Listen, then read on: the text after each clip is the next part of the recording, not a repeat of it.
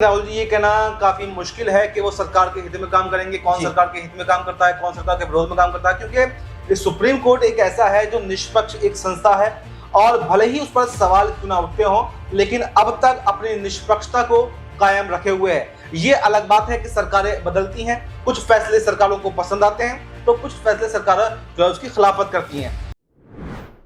वक्फ bill को लेकर क्या बड़ा फैसला अब लेंगे? जी हां, नए सीजीआई बीआर गवई और वक्फ बिल पर आखिरकार क्यों दो बड़े जज आपस में भिड़ गए हैं?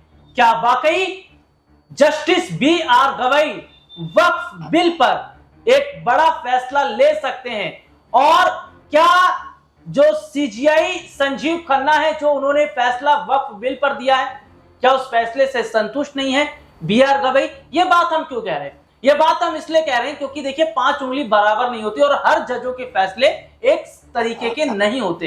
एक जज की राय कुछ और होती है, दूसरी की राय कुछ होती है। अभी जहां हम देख रहे हैं कि जो जस्टिस संजीव खन्ना है, उन्होंने जो फैसले लिए वो मोदी सरकार को पसंद नहीं आ रहे। इससे पहले आप देख लीजिए, डीवाई चंद्रचूड़, उन्होंने कुछ फैसले लिए थे, जाते जाते जो सरकार को ठीक लग गए, उन्होंने कुछ मामले फंसा भी दिए थे। तो ऐसे में अपने दर्शकों को मैं बता दूं कि जो जस्टिस संजीव खन्ना है वो अब रिटायरमेंट की तरफ है और 13 तारीख को नए जस्टिस सीजीआई बनेंगे बीआर गवई और वक्फ बिल सुप्रीम कोर्ट में है।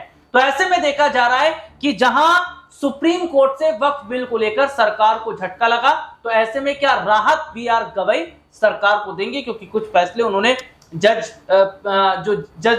जो वो हैं और पद पर रहते हुए कुछ फैसले उन्होंने जो सरकार के लिए हैं या जो फैसला लिया वो सरकार को थोड़ा ठीक लगा है।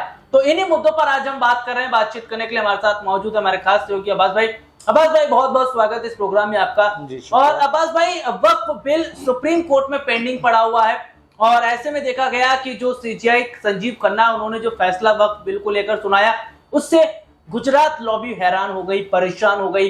गुजरात लॉबी पूरी तरीके से तिलमिला गई। तो दूसरी तरफ अब ये देखा जा रहा है कि अगर अपने रिटायरमेंट से पहले इस मामले को नहीं सॉर्ट आउट कर पाते हैं या ये इस पर फैसला नहीं दे पाते हैं जस्टिस जस्टिस संजीव खन्ना, तो ऐसे में माना जा रहा है कि जो जस्टिस बीआर गवई है वो सरकार के लिए बहुत बड़े हद तक एक फायदा करवा सकते हैं या सरकार के हित के लिए कुछ बड़ा फैसला वो ले सकते हैं।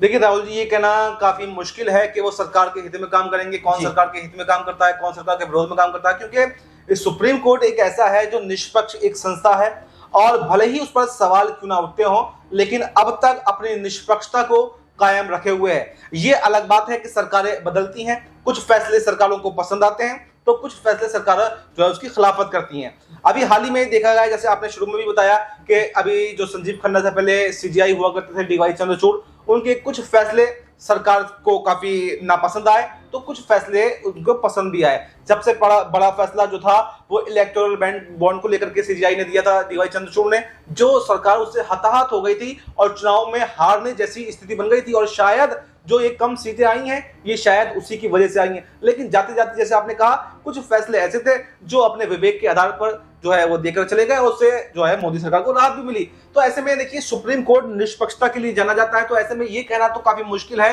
कि सरकार के पक्ष में काम करेंगे, हित में काम करेंगे, नहीं करेंगे। लेकिन हाँ, ये बात बिल्कुल ठीक है जैसे आपने बताया कि अब ये देखा जा रहा है कि बीजेपी जो है वो इस केस को पेंडिंग डालने की कोशिश कर रही है, क्योंकि इस पर 5 मई को जो है अंतिम सुनवाई होनी है। संजीव खन्ना जो इस पर सुनवाई कर रहे हैं, 3 जजों की बेंच इस पर सुनवाई कर रही है। लेकिन संजीव खन्ना इस पर अपना रुख जो है वो पहले ही स्पष्ट कर चुके हैं और वो ये चाह रहे हैं कि इसमें या तो संशोधन हो वरना ये बिल रद्द कर दिया जाएगा। लेकिन ऐसे में इसको आगे सुनवाई बढ़ाने का मतलब ये साफ साफ दिखाई दे रहा है कि जो नए सीजीआई होंगे उनको उनसे उम्मीद जो है वो बीजेपी को ज्यादा लग रही है, क्योंकि नोटबंदी का जो फैसला आया था उसमें भी यहाँ पर क्लीन चिट जो है वो बीजेपी सरकार को जस्टिस बीआर गवई ने दी थी। तो शायद ये उम्मीद बीजेपी कर रही है कि कोई अच्छा फैसला बीआर गवई उनके पक्ष में सुना सकते हैं। लेकिन इस बात की कोई वो पुख्ता सबूत नहीं है, पुख्ता जानकारी नहीं है, क्योंकि के बी.आर. गवई भी ऐसे ही करेंगे।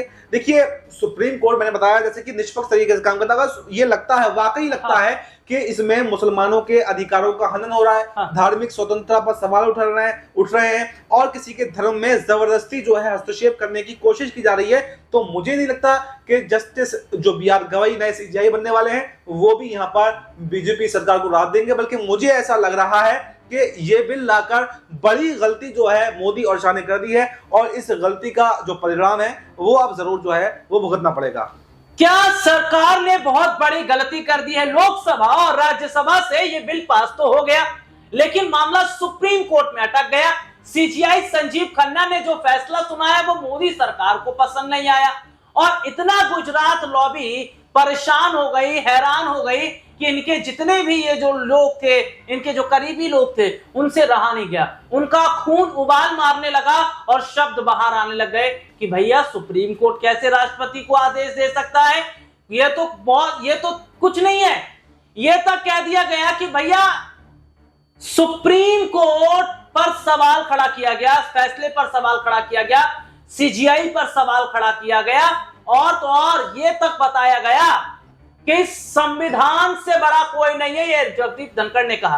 तो ऐसे में ये देखा जा रहा है कि जो नए सीजीआई होंगे बी.आर. गवई, उनको लेकर काफी ज्यादा चर्चाएं चल रही है। अब्बास भाई, अगर बी.आर. गवई भी वही फैसला लेते हैं, अगर ये मामला पेंडिंग रह जाता है, सीजीआई जो खन्ना है उनके रहते मामला नहीं हो पाता है, तो जो बी.आर. गवई अगर वो इस तरीके का ही फैसला लेते हैं, तो क्या जो सरकार है उसको ये बिल वापस लेना पड़ेगा, या फिर जो संशोधन की बात कही गई है कि जो जमीनें हैं वो कलेक्ट्रेट के जो अधीन है या दूसरी कम्युनिटी के लोगों को इसमें शामिल करना, या फिर ये देखा जा रहा है कि जो जमीन है उसके पेपर ना मांगे जाए जो बहुत पुरानी जमीन है। तो ये जो बदलाव की जो बात है या जिस तरीके से चीजें इसमें डाली गई है, क्या इनमें अगर फेरबदल वो बी.आर. गवई कर देते तो फिर मोदी जी को झटका होगा, सरकार को झटका होगा? देखिए बिल्कुल इसमें कोई भी दो राय नहीं है कि सुप्रीम कोर्ट ही सुप्रीम है।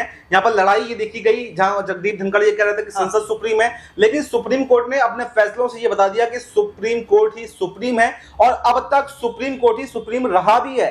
यानी सुप्रीम कोर्ट का फैसला किसी के पास में अधिकार नहीं है कि वो ना माने, अगर उसको नहीं मानता है तो वो भी कोर्ट की एक अवमानना होती है। तो यहाँ पर बिल्कुल जो है अगर जस्टिस संजीव खन्ना ही पहले तो इस पर फैसला सुनवा जाएंगे क्योंकि 5 मई को अहम सुनवाई है और संजीव खन्ना बिल्कुल भी नहीं चूकने वाले, और 1% अगर मान लीजिए यहाँ पर मोदी शाह उनको बलगनाने में कुछ कामयाब हो भी जाते हैं और जस्टिस संजीव खन्ना इस पर कोई फैसला नहीं कर पाते हैं, तो बी.आर. गवई भी मुझे ऐसा लगता है कि वो इस पर संशोधन तो जरूर करवाएंगे, चाहे रद्द हो या न हो, लेकिन संशोधन तो जरूर होंगे और मोदी शाह को वो संशोधन मानने पड़ेंगे। और अगर नहीं मानते हैं तो बड़ा झटका जो है यहाँ पर लगेगा और मोदी और शाह के खिलाफ भी फिर कंटेम्प्ट ऑफ कोर्ट का जो है मुकदमा वो चल सकता है। तो इसलिए मुझे लगता है कि देश में अब कुछ तो बड़ा होने वाला है और सुप्रीम कोर्ट अपनी पावर अब दिखाने पर तुला हुआ है कि सुप्रीम कोर्ट ही सुप्रीम है या फिर संसद सुप्रीम है, जो इन दिनों बहस चल रही थी। जी बिल्कुल, ये बहुत बड़ी बात है कि क्या जो नए सीजीआई होंगे बी.आर. गवई, अगर क्या उनका भी फैसला वही रहता है जो जस्टिस संजीव खन्ना का है, तो क्या ऐसे में मोदी सरकार को झटका लगेगा और क्या इन्हें बिल वापस लेना पड़ेगा? और सबसे बड़ी बात आप देखिए कि इस देश में एक और नया तीर छोड़ दिया गया है, वो जाति जनगणना का है, क्योंकि जहां मुद्दा वक्फ का चल रहा था उसके बाद पहलगाम का हुआ और उसके बाद हम देख रहे हैं कि अब जाति जनगणना का, तो क्या वाकई वक्फ बिल का मुद्दा दब जाएगा या सरकार को समर्थन वापस माफ कीजिएगा, सरकार को जो बिल है वो वापस लेना पड़ेगा? इस मुद्दे पर आपकी क्या राय कमेंट करके जरूर बताएं। फिलहाल आज के इस प्रोग्राम में इतना ही। मुझे और मेरे सहयोगी को इजाजत दीजिए। नमस्कार।